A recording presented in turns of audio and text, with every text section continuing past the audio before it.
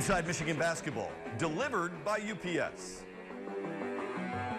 There was a pretty big game on Sunday, and I don't mean the last football game of the NFL season. I mean in college basketball, here at the Breslin Center in East Lansing. The 175th all-time meeting between two programs that have slugged it out, hard-fought games each and every time they have clashed. Michigan and Michigan State. You look at it on paper, and you figure there's no way the Wolverines should be in a game like this.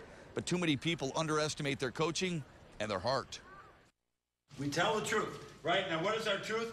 Today, we don't take shortcuts. We don't make excuses. We don't worry about the refs. It is all just about, we do not rest in the game, right? We don't let anybody out. We do the truth.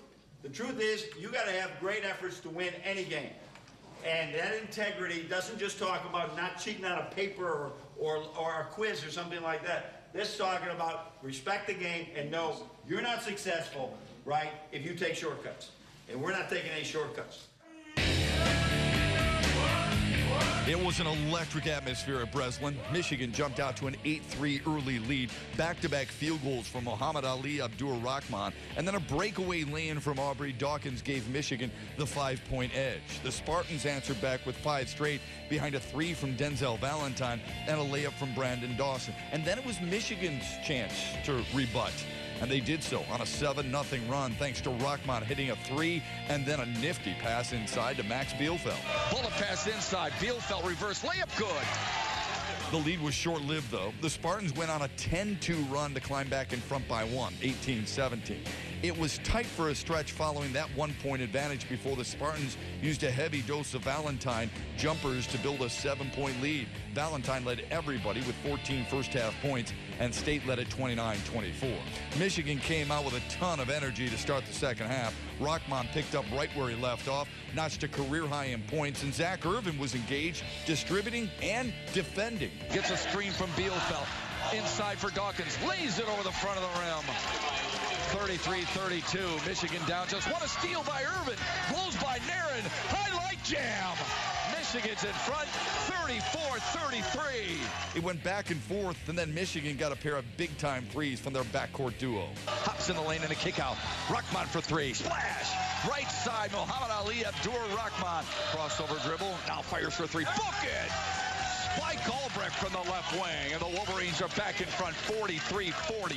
But MSU responded with 6 points in a row before Ricky Doyle muscled up his first bucket of the day. The heavyweights traded blows that included Spike Albrecht from outside. 8 to shoot, calls for a screen, gets it, hop step in the lane, a kick out. Albrecht wide open for 3. Give me that!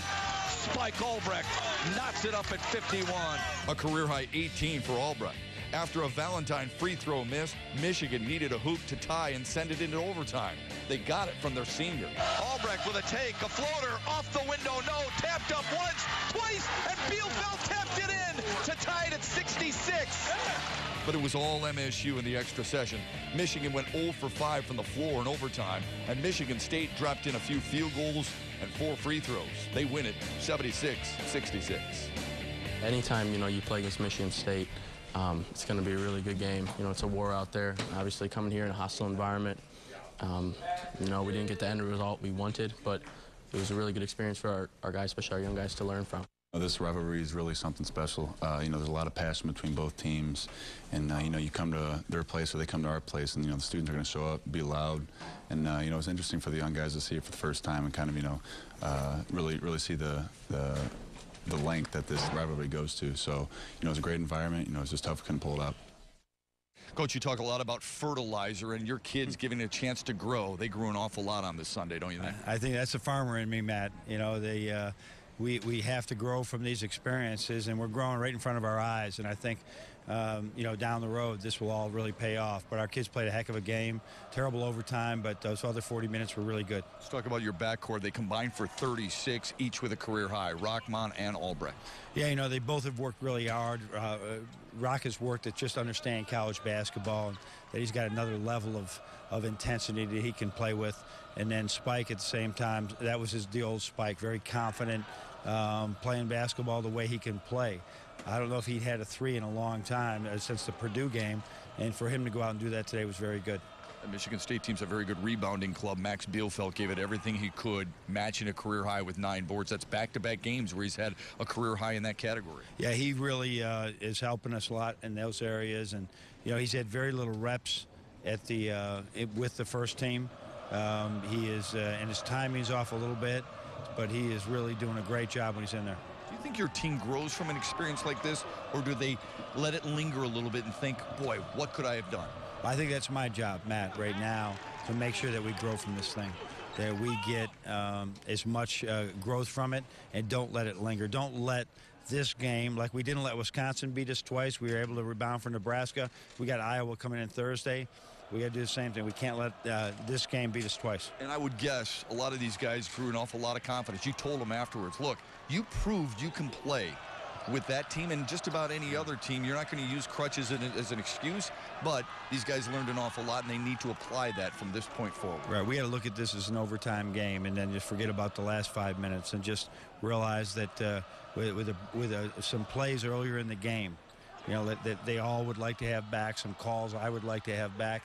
We could have won that game, just like Wisconsin. And so we got to keep going from it, and we'll find ways, and that's what our coaching staff will be working on. And Matt, when you have really high character kids and kids that are all about the team, they'll go in the right direction from this. Thanks as always. All right, thanks. Later on, how Michigan's leading scorer feels knowing that he's done for the year. But up next, the reason Michigan earned a split this past week. Inside Michigan Basketball, delivered by UPS. Let UPS put the power of logistics. Keep challenging yourself to see how much you can grow. How hard can you really run up the court the first few times? What type of growth would you see? How big can you be posting up and insisting that you get the ball? Right? Can you make your cuts a little bit harder, a little bit smoother? Right? Can you be a little bit more aggressive right now? Can you just lock in and be a defender? Just say, Spike, Zach, Aubrey, they're all going to get me shots. My job right now is this guy right there. Can you grow in that area? That's probably never been your mindset. Today, that's your mindset, right? You're going to stop that son of a gun, right? Zach, you take lead this team right now in so many areas. How you talk, how we are in huddles, all those areas. Just you 5. All of you have areas to grow in right now, and just go in and seize those things in this game. Michigan was dealt a tough blow before the game when Derek Walton's left toe injury was just too much to overcome. U of M hit just 2 of their first 6 shots, but both were from deep range. One by Aubrey Dawkins and the other from Zach Irvin, and they led it 6-5 early. They expanded that thanks to another Irvin triple, while Nebraska struggled to solve the Michigan defense. The visitors made just 2 of their first 11 shots and trailed it 11-5 at Chrysler Center. Nebraska got closer behind Siobhan Shields, but the Wolverines kept them at bay thanks to Dawkins, who poured in 13 points on 5 of 6 shooting, including all 3 triples he attempted. Dawkins eyes the 3, got the 3. Are you kidding me? Aubrey Dawkins with 10, and Tim Miles is red hot. Michigan led at 23-18, the 18 points the fewest allowed this year and a half for the Wolverines. The second half watched Michigan extend their run. Ricky Doyle battled inside, and Muhammad Ali Abdur-Rahman pushed in on the break. U of M, carrying over from the first half, was on a 15-2 run to extend their lead to 17. A knock away by Rahman, 3-on-1. Dawkins left side. Rahman sails in and lays it through. Timeout, Tim Miles. Guys know what they have to do in big games like this, and it's just so incredible to see young guys step up and play like veterans. But the Cornhuskers responded with a 6-0 spurt, all of their buckets on layups, and the lead was 11 with just under 12 minutes to play. By the next timeout, the lead was a dozen because of Rahman's aggressive play and Max Bielfeldt's shifty moves. A show and go, steps inside the arc, knocks home a left baseline 10-foot J. Bielfeldt with 8 to go along with a 6 rebound. Michigan did a really nice job of spreading the wealth. Bielfeldt made some big hoops, and Zach Irvin knocked down a clutch hoop to keep Nebraska scrambling. But Irvin's biggest effect came on the glass. snaring a career-high 12 rebounds. He had his first career double-double. With Karis and Derek being out, those are two of our top rebounders that we have. Derek is definitely one of the best guards that rebound the basketball, so I knew I had to step up in that area tonight. And Bielfeldt, who also had a career high in rebounds, was one shy of his first career double-double. Michigan wins at 58-44 by shooting almost 48% against the #1 defense in the conference. And at the midway point, Michigan is 6-3 in conference play. It was a lot of fun. We really came together as a team, and I think we saw it with all the different guys scoring and getting the rebounds and everybody stepping up and next man up with our team now. So it was a really good win for us. I just had to stay together and have a next man up mentality. And I tell you, these freshmen are really stepping up big for us right now in the Big Ten play. We just have such a positive attitude on this team. Nobody's getting down. When everyone's having an optimistic outlook, it just works out well. The truth is, a wounded animal, right, is going to fight harder than ever. And that's what I saw from every one of you kids, right? I saw from every one of you. You're fighting hard. Now that little stinky chihuahua I got, right? When he ends up, he had a bad arm. You touch that arm, man, he want to bite your head off, right? And I saw that today. It was great to watch you go out there and play. It was a good win. You got to win a lot of different ways during a basketball season, and we've been trying to tweak this team to get us so that we can be the best we can be, regardless of who's injured and who's not injured. So our kids just did a wonderful job today of just really playing hard, playing together, playing with really some toughness and playing aggressively. So really happy for them that we've been through a lot of games early. I think we played more games by this time than anybody in the Big Ten. Now we got a little chance to just get a little bit of rest. Tim Miles, their head coach, said Michigan wanted it more. They were more physical than we were. I know that's not something that is always attributed to your ball club, but that has to make you feel good that your young guys went out there and really competed. You out-competed them, he said. We really are really working on that you play in this league, you got to be more physical. And it seems like because we've had so many young teams, it seems since I came here, we've been having young teams, either through the early attrition or the pro attrition. And young guys aren't brought up playing physical basketball. Very rarely does that happen. So we gotta teach it. And you only do it through time after time of practice. And then in the games, they say, oh, now we know what you mean. And they start to change, but it's hard to do. Last time Michigan had a double-double, Jordan Morgan in the NCAA tournament against a very physical Texas club, Zach Irvin, a double-double, career high in rebounds, and he matched his career high in assists. I think you're happier about the ancillary statistics rather than the scoring. I really am. The assist is really big. He made one pass today, Matt, that was a really pass he's been working at. We've been talking to him about, because everybody's got to be able to see the floor better, and he does. So he's working on that. But rebounding, last year that wasn't part of his thing, and this is really important that he's going in and rebounding for us because he does have a good feel for that part of the game, and he's got to use it. There's always that yes face from Coach Beilein and his coaching staff, but at practice earlier this week, Max Bielfeldt ran the stairs. John Beilein said, you're going to do what you're supposed to do, and Max Bielfeldt responded. A rebound shy of a double-double. You have to feel good for your senior. He did a great job. In fact, he ran the stairs back-to-back, right? So he had a double-double. And because, there's some things that when you're the guy that doesn't play a lot, for a couple of years, you don't have this accountability. Now, all of a sudden, he's on that blue team, and he's got to be accountable. And when there's slippage, I said, Max, that's the way it's going to be. If there's going to slippage, you got to get it done. So we really like Max. He's been terrific. So now we just got to go to his strengths more and more in these last 10 games in the season. Up next, Caris LeVert is sorely missed in the Michigan lineup. Watching his team play without him hurts just as much, if not more, than the surgically repaired foot. Come back. There's no question Caris LeVert would have helped the Wolverines' cause against the Spartans on Super Bowl Sunday. When you lose your leading scorer, leading rebounder, leading assist man, he led this team in just about every significant offensive category, but also the on-floor leader. It's going to have an impact. Caris LeVert, remember, injured his foot in the offseason, and then against Northwestern in a gutsy, hard-fought win at Chrysler Center, re-injured it, leaving him out for the rest of the season. Ed Kongursky picks up the story from there. And I pretty much knew it wasn't too good from there, so I pretty much assumed it was over for the season. Dealing with a second injury, Caris says he's trying to look at the positives, like helping this team win a Big Ten championship any way he can. Well, our guys are really showing great fight. So, I mean, I can help in the film room, in practice, even in games, you know, telling the guys what I see, telling the coaches what I see, because I've played so many minutes here. And I know the guys will listen to me, so that's the biggest thing, just helping coach from the sidelines. LeVert's first game out was at Rutgers, a trip he didn't make.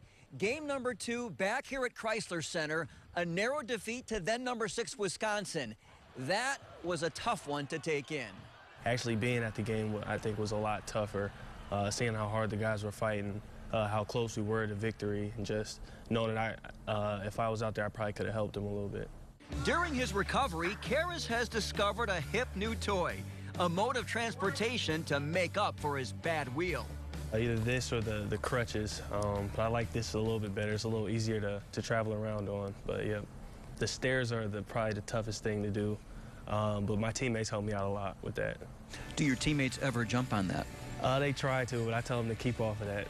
How we all handle adversity says so much about us, and LeVert is using this setback as a time to learn and grow. It just shows you that anything can happen at any given time, so you just have to be really thankful for what you do have. And the docs have told you, if you do the rehab and everything, you're going to be the Karras that we know and love from before, right? Yep. The doctors have been really positive with me as well. They have a lot of confidence in the fact that if I just do the rehab and do what I'm supposed to do, that I'll be back in about 12 to 13 weeks. And that time can't get here soon enough for LeVert. For Inside Michigan Basketball, I'm Ed Kingerski.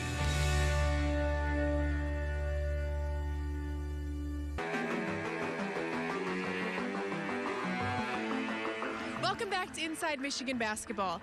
The women hit the midway point of their conference season where they had to play 3 games in 7 days. The run began at Chrysler Center on January 26th when the Wolverines hosted Illinois. Freshman Caitlin Flaherty led all scorers with 21 points, and Saisha Ghori and Nicole Elmblad both recorded double digits in rebounds as Michigan improved to 10-1 at home with a dominating 70-57 win over the Illini. Flaherty posted her 5th 20-point contest of her rookie year, while Ghori added 19 points and 14 rebounds.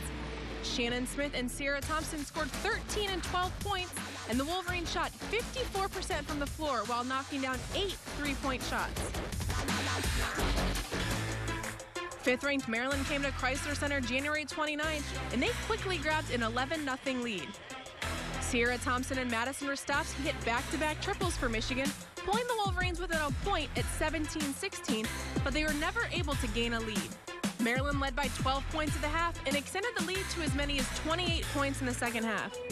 Ghori was one of 4 Wolverines who scored in double figures. She finished with 14. 91-65, the final from Chrysler Center. So at the midway point of the Big Ten season, Maryland remained atop the conference standings with 9 wins.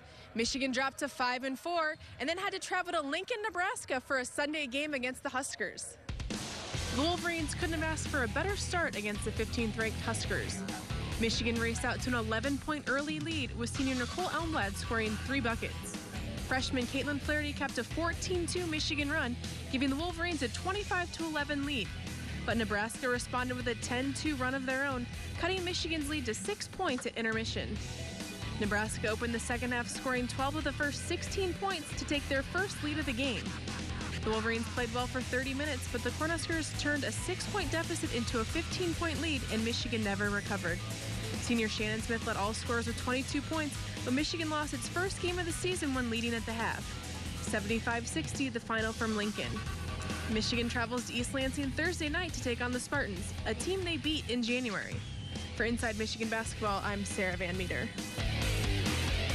Inside Michigan Basketball, delivered by UPS, is brought to you in part by Absol Pure Water, the official bottled water of the Michigan Wolverines. Our Alro Steel Ironman of the Week is freshman Muhammad Ali Abdur-Rahman. He tied a career high with 9 points in an impressive win over Nebraska at Chrysler Center, and then doubled that in a hard-fought loss in East Lansing. Rahman had 18 to help Michigan hang in there. Rahman, a freshman from Allentown, PA, is our Alro Steel Ironman of the Week. Was really good today. I thought he was really aggressive, especially coming here as a freshman. I know it's a hostile environment, but he didn't let that phase him. He came in, he played like a veteran and made some really big plays for us. he's played in Pennsylvania. He's seen the guys, get up in them, and so this isn't anything new for him. He was a good asset to have today. He really drove the ball strong and made some big plays when we needed him to. That's it for this edition of Inside Michigan Basketball. Thanks for watching. We invite you back next week. We'll recap the home game against the Iowa Hawkeyes and the road matchup against the Hoosiers at Assembly Hall. Until then, have a great week, everybody, and go Blue.